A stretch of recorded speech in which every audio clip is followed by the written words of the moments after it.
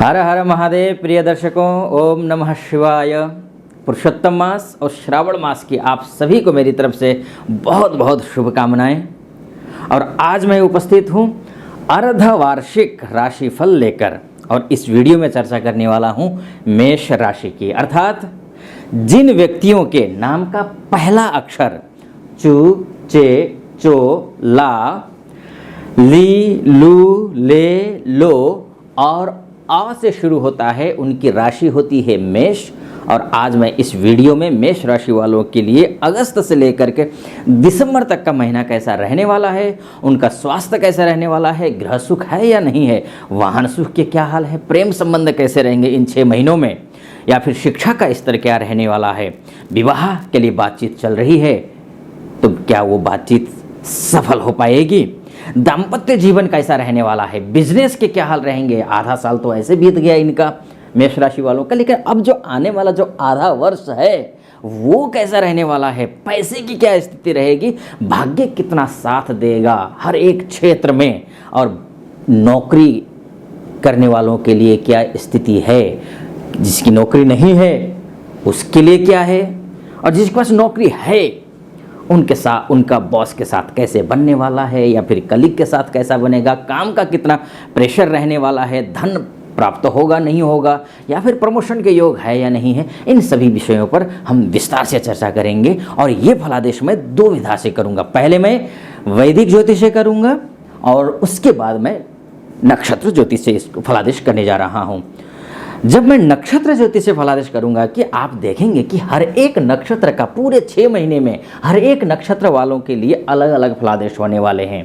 इसलिए मेरे साथ इस वीडियो के अंत तक बने रहिए, और वीडियो देखने के बाद एनालिसिस करके अच्छा लगे तो चैनल को सब्सक्राइब, लाइक और कमेंट जरूर कर देना। कुछ सुझाव हो वो भी दे देना, नहीं तो श्रावण मास चल रहा है, पुरुषोत्तम मास चल रहा है, ओम नमः शिवाय जरूर लिख दीजिएगा, या फिर ओम नमो भगवते वासुदेवाय ये लिख दीजिएगा। बड़ा आत्मीय संबंध स्थापित होगा आपके मेरे बीच में। चलिए बिना विलंब किए विषय पर प्रवेश करते हैं। सबसे पहले बात कर लेते हैं मेष राशि की। मेष राशि का जो स्वामी बनते हैं वो मंगल महाराज बनते हैं, और जो मंगल महाराज हैं ये पूरे 5 महीने में, यानी कि अगस्त से लेकर के दिसंबर के बीच में 4 बार बदलने वाले, गोचर करने वाले हैं। पहला गोचर होगा 18 अगस्त को। 18 अगस्त को अर्थात अभी जो आप यहाँ देख रहे हैं मंगल को, ये जो 18 अगस्त को यहाँ आ जाएंगे। जैसे ही मेष राशि आपके राशि के स्वामी षष्ठस्थ हो जाएंगे, षष्ठस्थ किसी भी लग्नेश हो या केंद्रेश हो, त्रिकोणेश हो, इनका त्रिक में जाकर के बैठना शुभ नहीं होता है, चूंकि मंगल सूर्य इत्यादि के लिए उतना ज़्यादा दोष नहीं है। इसलिए मैं जो बोलूँगा कि 18 अगस्त के बाद स्वास्थ्य के दृष्टिकोण से देखा जाए, मानसिक व्यवहार की, मानसिक स्थिति या फिर व्यवहार की दृष्टि से देखा जाए, सोसाइटी में आपका मान सम्मान को लेकर के देखा जाए, इन सारी चीज़ों के लिए लगभग अच्छी स्थिति रहने वाली है 18 अगस्त के बाद। कब तक रहने वाला है तो ये भी अब 18 अगस्त से लेकर के 3 अक्टूबर तक कन्या में रहेंगे, और 3 अक्टूबर से लेकर के फिर तुला राशि में प्रवेश करेंगे। तुला राशि में प्रवेश करने का मतलब है कि आपकी राशि से सप्तम में होंगे। सप्तम में होने का मतलब ये है, अगर कोई वैवाहिक जीवन में बंधने जा रहे हैं या दाम्पत्य जीवन में कोई उथल पुथल हो रहा हो तो उनको सावधान रहना होगा, अन्यथा जो है ना मुश्किलें आ सकती हैं, क्योंकि मंगल का इस भाव में होना शुभ नहीं माना गया है। लग्नेश होकर के यहाँ होता है तो शुभ है, लेकिन लग्नेश के साथ साथ में मंगल जो है वो अष्टमेश भी है। तो अष्टमेश त्रिकेश अगर केंद्रस्थ हो जाता है, जिस भाव में जाकर के बैठता है उस भाव को डैमेज करता है, नुकसान करता है। बिजनेस करते हैं तो भी संभल करके करिए, क्योंकि धोखा देने वाले लोग आ सकते हैं। आपको कब से कब तक करना है? 3 अक्टूबर से लेकर के 16 ये नवंबर तक की बात है। जब तक तुला राशि में मंगल रहेंगे तब तक की बात है। उसके बाद जाकर 16 नवंबर के बाद वृश्चिक राशि में, अर्थात यहाँ पर प्रवेश करेंगे। यहाँ पर प्रवेश करना मंगल के लिए शुभ नहीं होता है, लेकिन आपके लिए शुभ है, क्योंकि अपनी ही राशि में रहेंगे। अपनी राशि में रहेंगे इसका मतलब ये है कि अपने घर को, अपनी राशि को कोई नुकसान नहीं पहुंचाता है। कोई भी ग्रह हो वो नुकसान नहीं पहुंचाएगा। वृश्चिक राशि का मंगल शुभ फल देने वाला होगा। हाँ, कोई बीमारी है, पुरानी बीमारी है, ध्यान रखना। कोई ऑपरेशन हुआ है तो भी ध्यान रखना, ऑपरेशन की स्थिति है तो भी ध्यान देखना। डॉक्टर की बिल्कुल बराबर देखरेख में रहने की कोशिश कीजिए, बराबर कंसल्टेशन आप डॉक्टर से लेते रहिए। और बिजनेस करते हैं, अन्य क्षेत्र में हैं तो उतना ज़्यादा डरने की जरूरत नहीं है। हाँ, पैसा मत फंसाइएगा जब तक किसी बड़े बुजुर्गों से सलाह मशविरा लिए बिना, ये आपको करना है। अब उसके बाद आते हैं 16 नवंबर से लेकर के 28 दिसंबर के बीच में मंगल महाराज जो है वो पहुंच जाएंगे भाग्य स्थान में। भाग्य स्थान में पहुंचने का मतलब ये है कि शुभ होगा, अच्छा होगा, शानदार होगा, यानी कि आपका भाग्य साथ देगा मंगल की स्थिति के हिसाब से। अब बात कर लेते हैं मंगल अब अस्त कब हो रहा है, ये भी देख लेते हैं, क्योंकि मंगल अस्त भी हो रहा है इस बीच में। तो 14 सितंबर से लेकर के मंगल अस्त होने वाला है। देखिए शाम को 7:25 पर मंगल अस्त हो जाएगा। अगर आपका राशि का स्वामी जब अस्त होगा ना, थोड़ी सी समस्या होती है। देखिए इसलिए अस्त होने का तात्पर्य, देखिए मैंने जहाँ जहाँ जो बोला ना वो होगा, लेकिन कम ज़्यादा हो सकता है। इसको अच्छा बनाए रखने के लिए जब अस्त हो मंगल, तो करना क्या है आपको कि हनुमान जी की पूजा करनी है। यह जो अस्त रहेगा ना वो पूरा साल है, यानी कि बल्कि साल क्रॉस करके 21 जनवरी तक अस्त रहने वाला है मंगल। तो इस दौरान करना क्या है, देखिए बहुत अच्छा फल देगा, सब कुछ बढ़िया है। लेकिन मंगल अस्त, कोई भी ग्रह, कोई भी व्यक्ति अगर कमजोर होता है ना, जितना उसको काम करना चाहिए ना वो कर नहीं पाता है। वही हाल ग्रहों का भी है। तो होता क्या है कि जब मंगल अस्त हो जाएगा, सूर्य के इतने नज़दीक पहुंच जाएगा, उसकी जो किरणें हैं, उसकी जो रोशनी है, प्रकाश है, वो काम करना बंद कर देगा। तो जो उसका जो अच्छा फल या बुरा फल जो आपको मिलना चाहिए वो मिल नहीं पाएगा। तो ऐसी स्थिति में करना क्या होता है कि जो हमारे अधिदेवता, यानी कि जो आपके जो इष्ट देव है, मंगल के जो इष्ट हैं, जो देवता हैं, वो हनुमान जी हैं। और हनुमान जी की पूजा कीजिए, हनुमान चालीसा का पाठ कीजिए पूरे जो बचे हुए अगस्त, सितंबर, अक्टूबर, नवंबर, दिसंबर, पूरे टाइम, तो अच्छा हो जाएगा। तो मंगल अस्त कब से कब तक है, 14 सितंबर से लेकर के आपको 21 जनवरी 2021 तक है। पूरे साल जो है, लगभग आधा जो बचा हुआ साल वो रहने वाला है। तो 129 दिन का जो है वो मंगल अस्त रहने वाले हैं। इसका जो पूरा टाइम रहेगा वो रहेगा। अब आते हैं आपका बिजनेस कैसे चलने वाला है। तो देखिए बिजनेस जो के लिए जो है ना, शुक्र की स्थिति को देखना जरूरी है। तो शुक्र की जो स्थिति है वो कुल मिला के पूरे 5 महीने में 5 ही बार शुक्र महाराज बदल रहे हैं। एक बदलेंगे 7 अगस्त को, दूसरे जो 7 अगस्त को कर्क राशि में प्रवेश करेंगे, कर्क राशि में प्रवेश करेंगे। फिर उसके बाद जाकर 2 अक्टूबर को वो सिंह राशि में आ जाएंगे। दोनों ही स्थिति अच्छे हैं, बिजनेस के लिहाज से अच्छी स्थिति दिखाई दे रही है।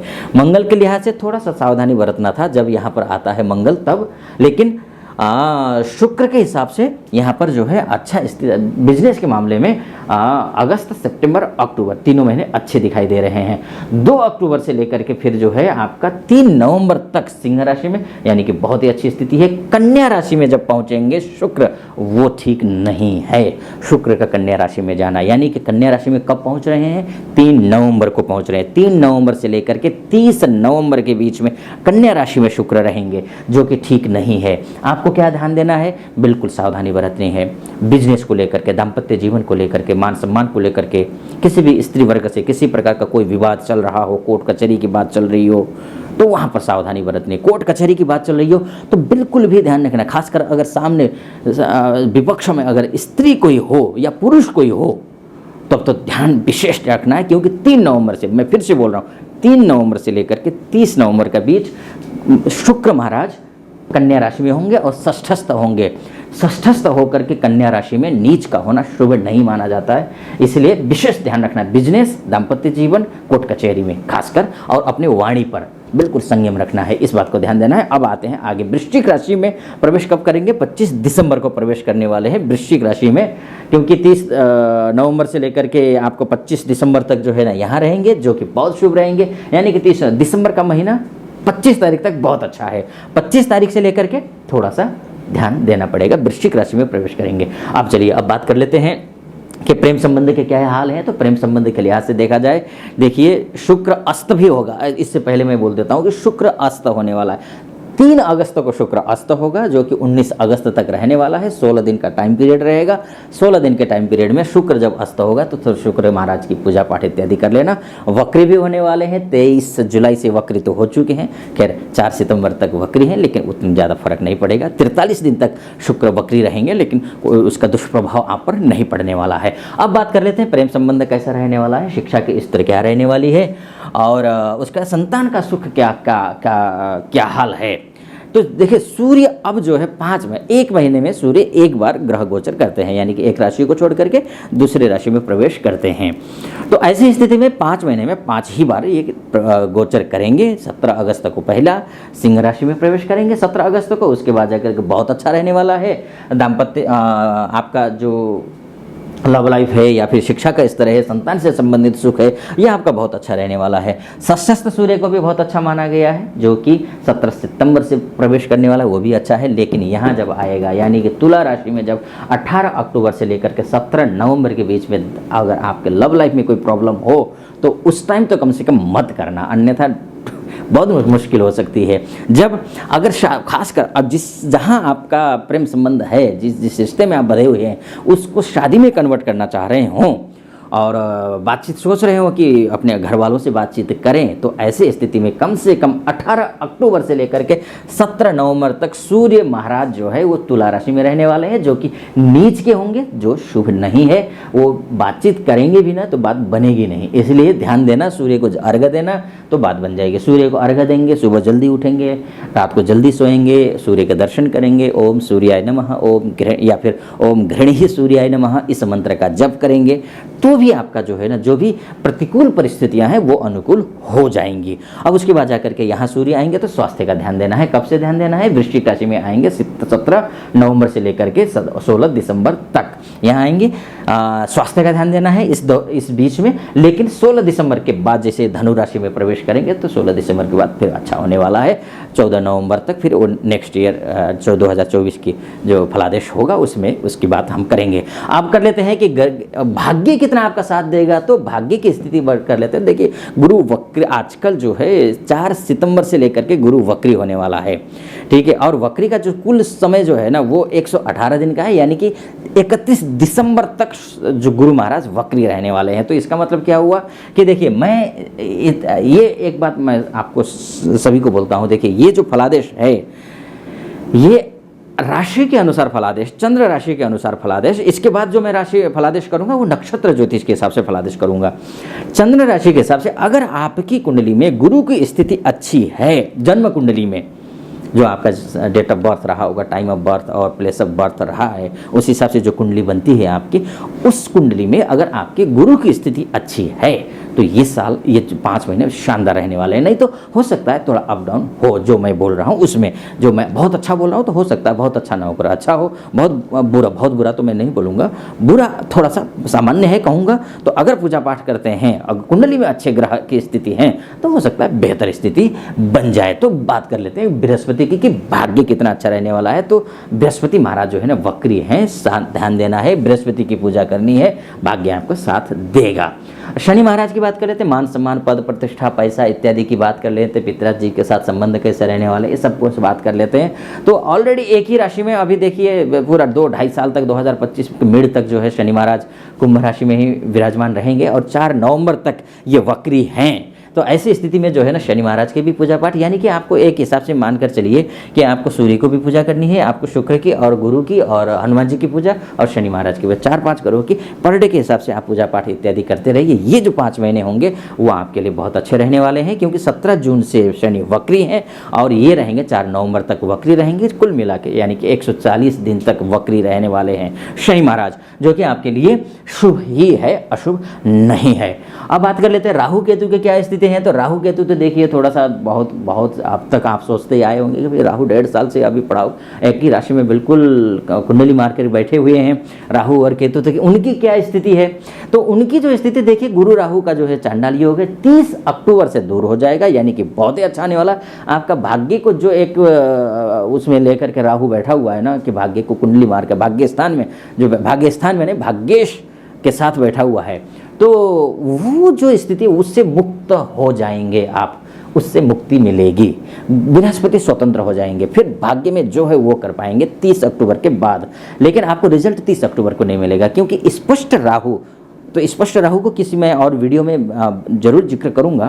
तो स्पष्ट राहु होता है तो वो उसका जो असर है वो 29 नवंबर से दिखेगा। चेंज तो होगा अक्टूबर से एंड से, यानी कि 30 अक्टूबर से, लेकिन इसका जो फल मिलना है ना वो आपको 29 नवंबर के बाद मिलेगा। ठीक है। राहु की स्थिति है, राहु आपका जो है यहाँ से यहाँ जाने वाला है। हो सकता है कि बाहर विदेश जाने के योग बना दे 30 अक्टूबर के आपको हो सकता है कि कोई आप MNC में काम करते हो या फिर जो है ना विदेश के लिए अप्लाई किया हुआ है वहाँ जाने का काम हो। MNC में काम करते हैं तो वहाँ पर अच्छी तरक्की हो सकती है आपकी, या हो सकता है कि कोई आपकी कंपनी के थ्रू ही विदेश जाने का योग बना, वहाँ भी आपको सफलता मिलती हुई दिखाई दे रही। ये सारी चीज़ें होंगी। और केतु की स्थिति है, केतु कन्या राशि में प्रवेश करने वाले हैं, वहाँ आपको अशुभ नहीं बोलूँगा, वो भी शुभ रहने वाला है। चलिए अब बात कर लेते हैं ये वैदिक ज्योतिष के हिसाब से। मैं संक्षिप्त में बोलते बोलते थोड़ा सा मैं बहुत कुछ बोलना होता है एक छोटे से वीडियो में, लेकिन समय का अभाव रहता है तो बहुत कुछ रह जाते हैं। आपको विस्तार से अगर कुंडली देखनी है तो हमारा जो संपर्क सूत्र है वहाँ पर आप कांटेक्ट कर सकते हैं। और हमारे 200 से ज़्यादा एस्ट्रोलॉजर से हमारे प्लेटफॉर्म में पूरे भारतवर्ष के और सभी भाषाओं के है ना, हर राज्य के एस्ट्रोलॉजर उस प्लेटफॉर्म में मिलेंगे आपको। आप वहाँ संपर्क कर सकते हैं। मुझसे भी आप बात करना चाहें तो आप और ज़्यादा डिटेल में, ये तो राशि की बात है। राशि की बात में ये होता है कि कुंडली में हम और डीपली जा सकते हैं। ये जरूरी नहीं है कि जो मैं राशि का फलादेश कर रहा हूँ वो 100% आप पर फिट बैठे, क्योंकि राशि है। हो सकता है राशि कमजोर हो, आपको राशि से मजबूत आपका लग्न हो सकता है लग्न से मजबूत आपका नवमांश हो सकता है कि षडबल आपका कमजोर हो या मजबूत हो, वो डीप जा करके देखना होता है कुंडली को। तो आप अगर चर्चा करना चाहते हैं तो आप इस तरीके से नीचे नंबर दिए हैं उसमें संपर्क कर सकते हैं। हमारे प्रतिनिधि से बात करके आपका अपॉइंटमेंट लीजिए, मुझसे भी बात कर सकते हैं। खैर, मैंने संक्षिप्त में जितना मुझे लगा कहना वो मैंने कहा। अब बात कर लेते हैं नक्षत्र ज्योतिष की बात कर लेते हैं। तो नक्षत्र ज्योतिष के हिसाब से क्या कुछ स्थिति रहने वाली है। देखिए, आपके जो राशि के जो स्वामी है वो मंगल महाराज हैं, और मंगल महाराज जो है ना वर्तमान में पूर्वा फाल्गुनी नक्षत्र में 13 अगस्त तक है। 13 अगस्त के बाद वो उत्तरा फाल्गुनी नक्षत्र में प्रवेश करेंगे। उस हिसाब से मैं नक्षत्रों का कैलकुलेशन करने वाला हूं। तो सबसे पहले बात कर लेते हैं अश्विनी नक्षत्र की। तो अश्विनी नक्षत्र के लिए जिनका नाम चू से, चे से, चो से और ला से शुरू होता है, उनकी जो राशि, उनका जो नक्षत्र बनता है वो अश्विनी नक्षत्र है।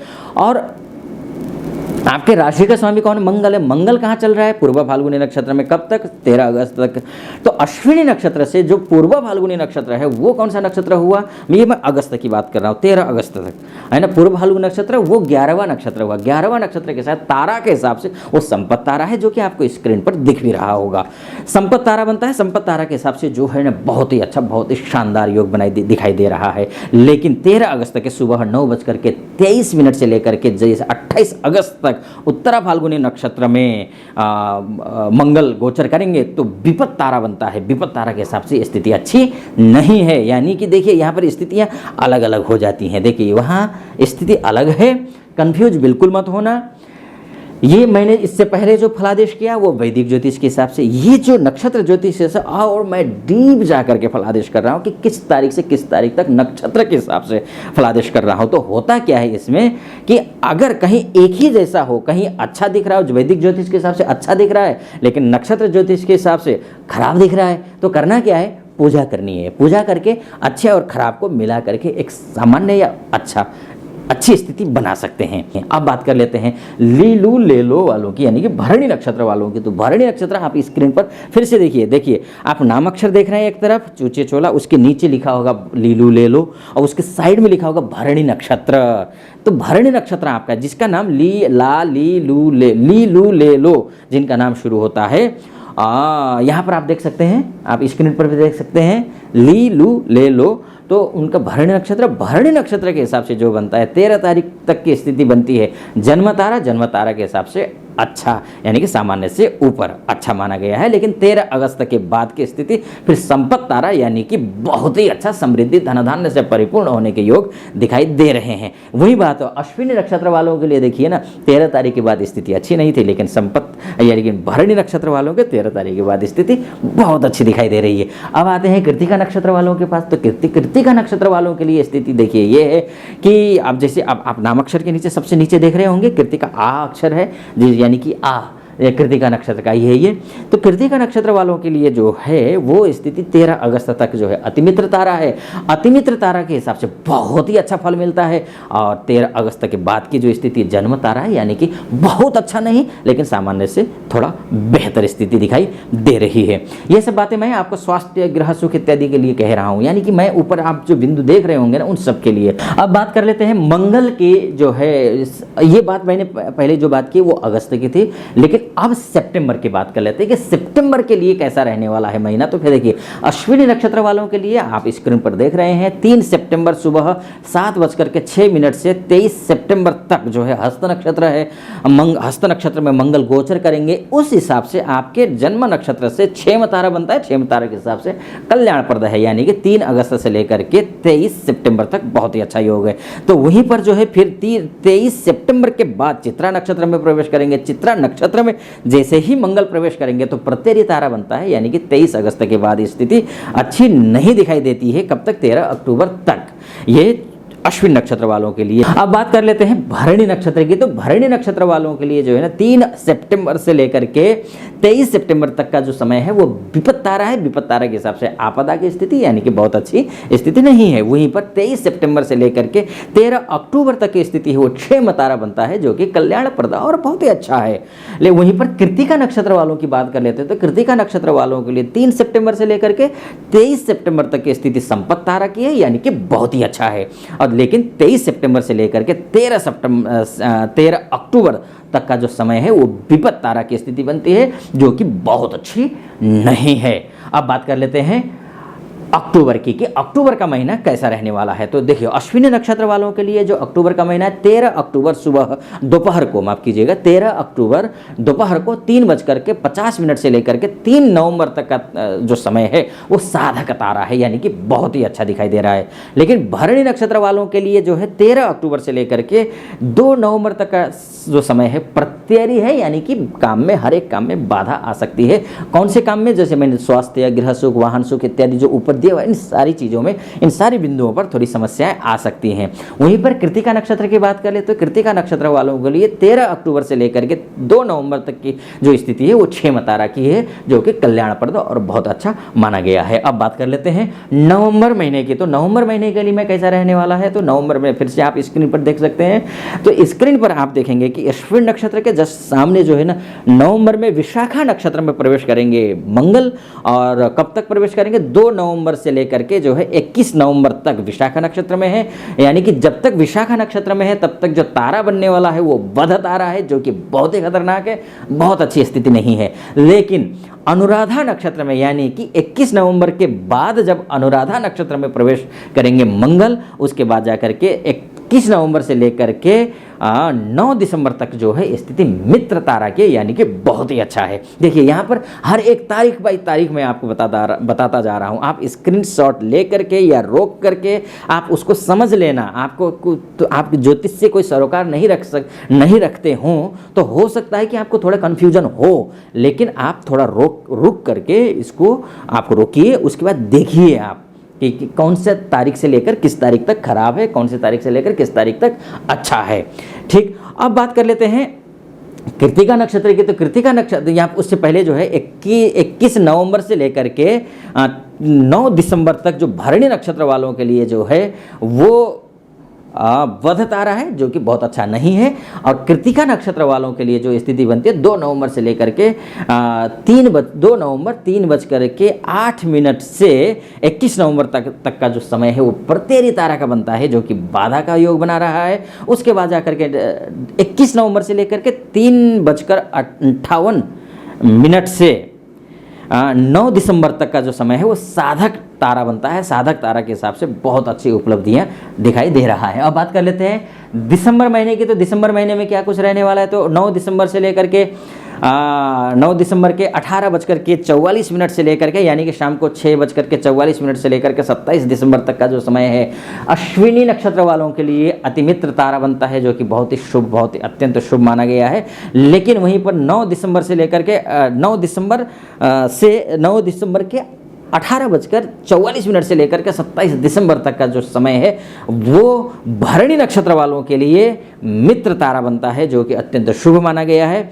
और कृतिका नक्षत्र वालों के लिए जो है 9 दिसंबर से लेकर के 27 दिसंबर तक का जो समय है वो बुध तारा है, यानी कि बहुत अच्छा नहीं है। तो मित्रों, ये मैंने एक संक्षिप्त में समझाने की कोशिश की। फिर भी वीडियो लंबा हुआ होगा, लेकिन अगर आप यहाँ तक बने हैं तो आपके लिए बहुत बहुत धन्यवाद, बहुत बहुत आभारी मैं आपका।